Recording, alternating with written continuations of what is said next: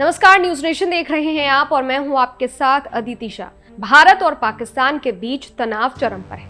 पहलगाम हमले के बाद से पाकिस्तान के खिलाफ भारत ने कई कड़े कदम उठाए हैं। भारत ने पहले पाकिस्तान के साथ 65 साल से चले आ रहे सिंधु जल समझौते को सस्पेंड किया।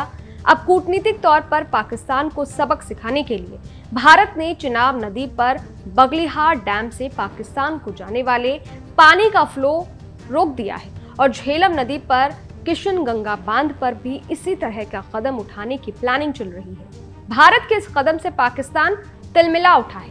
पाकिस्तान के विदेश मंत्री इशाक डार ने संसद में कहा है कि अगर भारत सिंधु जल संधि के तहत पाकिस्तान के पानी के साथ कोई छेड़छाड़ करता है तो ये युद्ध के समान होगा। उन्होंने ये भी कहा कि ये 24 करोड़ पाकिस्तानी नागरिकों की जिंदगी का मामला है और पाकिस्तान इस पर माकूल जवाब देगा। डार ने बताया कि उन्होंने सऊदी अरब, यूएई, चीन, तुर्की समेत कई देशों के विदेश मंत्रियों से बात की है और पाकिस्तान का पक्ष भी रखा है।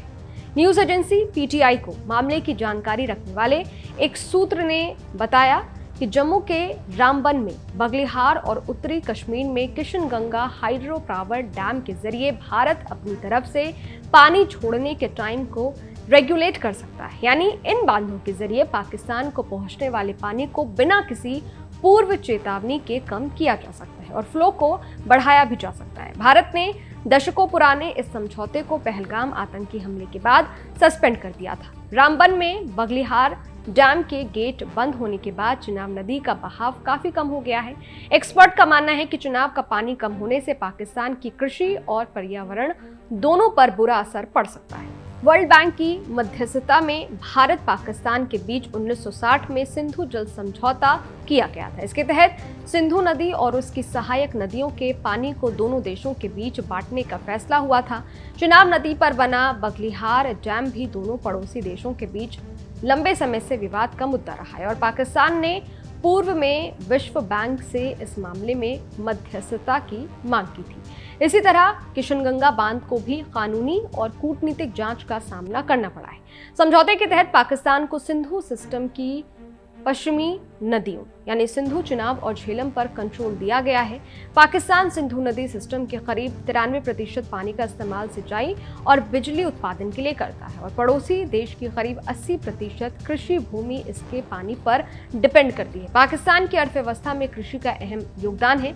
यही वजह है कि समझौता स्थगित होने के बाद पाकिस्तान लगातार जंग की धमकी दे रहा है। पाकिस्तान के पूर्व विदेश मंत्री बिलावल भुट्टो जरदारी ने तो समझौता स्थगित होने के बाद कहा था कि सिंधु नदी में या तो हमारा पानी बहेगा या उनका खून बहेगा। इस बयान पर भारत ने कड़ी प्रतिक्रिया दी थी। यही नहीं, पाकिस्तानी राजनेताओं ने समझौता स्थगित करने के फैसले को सीधे तौर पर जंग का ऐलान माना था। सिंधु नदी पाकिस्तान के लिए खासी अहमियत रखती है और समझौते स्थगित होने के बाद वहां के नेताओं की बौखलाहट इस बात की गवाही दे रहा है। सिंधु, झेलम और चिनाब जैसी नदियां पाकिस्तान के लिए काफी अहम है और इन पर भारत की नियंत्रण क्षमता को लेकर इस्लामाबाद में भारी बेचैनी है। पाकिस्तान बौखलाया हुआ है और भारत को जंग की धमकी दे रहा है।